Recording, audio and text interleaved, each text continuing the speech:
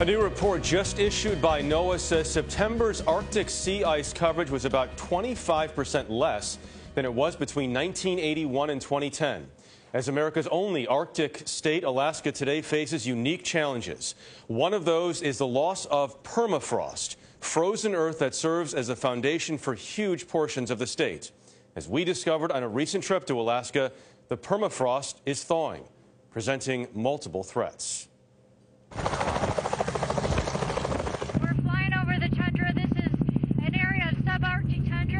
Where permafrost degradation is underway. For the past decade, Sue Natali of the Woods Hole Research Center has been taking trips like this, deep into the remote corners of Alaska's wilderness.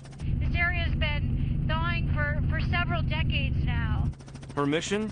Monitor how warming air temperatures are impacting the frozen earth underground. We've come up via helicopter to see the Alaskan tundra from above. Right now we're not far from Denali National Park. About 25% of the northern hemisphere land area includes permafrost. Permafrost is frozen ground. It's ground that remains below 0 degrees Celsius for 2 or more consecutive years.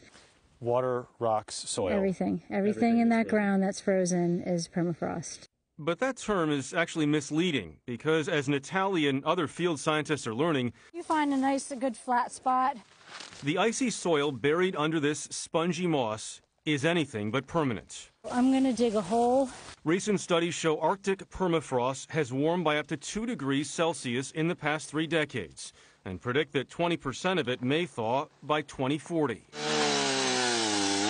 Natali uses this drill to extract permafrost, which starts a few feet under the surface and can extend hundreds of feet down. It contains organic material from dead and partially decayed plants and animals. This is a permafrost core. Yeah, this is how we sample permafrost. Some of it's been frozen for thousands of years, but as it thaws, that organic material releases gases like methane and carbon dioxide, the so-called greenhouse gases that warm the atmosphere. Our projections say for the larger permafrost region is we can expect 150 billion tons of carbon to be released by 2100. Based on current emissions, the U.S. is already expected to release that much carbon over the same time period just by burning fossil fuels. This thawing permafrost would effectively double that figure. We're inside the permafrost tunnel, so we're walking inside of permafrost. The best view of permafrost does come from underground. In this 50-year-old tunnel, built and maintained by the U.S. Army Corps of Engineers just outside Fairbanks.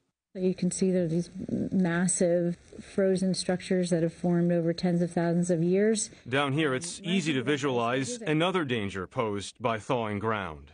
And you can imagine if the permafrost thaws and this really large ice wedge here melts out, that you're going to have some pretty substantial ground collapse.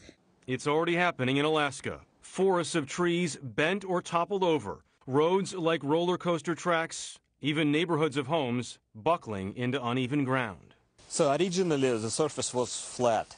University of Alaska researcher Alexander Kolodov studies permafrost loss using hundreds of sensors around the northern hemisphere. He says the data from almost all those stations points to the same trend. It is really warm, so it's really close to freezing point. So it's actually very, very vulnerable now. You're right on the line there. Yes, we are right on the line now, on the borderline. Another possible side effect of permafrost loss, thawing remains of long-dead animals could release dormant diseases. Last summer, the first fatal Russian outbreak of anthrax in 75 years killed a child and sickened 20. But the more immediate impacts remain the rapid release of methane and carbon dioxide, and of course, if your house or your business is built on permafrost. Fascinating. It is fascinating, Nora, because I'm thinking we're just walking around living our lives. I've never heard the word permafrost really until today. And it's nice to know that there's people out there bringing it to our attention, like yourself and those researchers, to say, people, we need to do something about this. Every day doing One of the most amazing states in the world, in the country, isn't it? Alaska is beautiful. Yep. Such a beautiful Really place. is.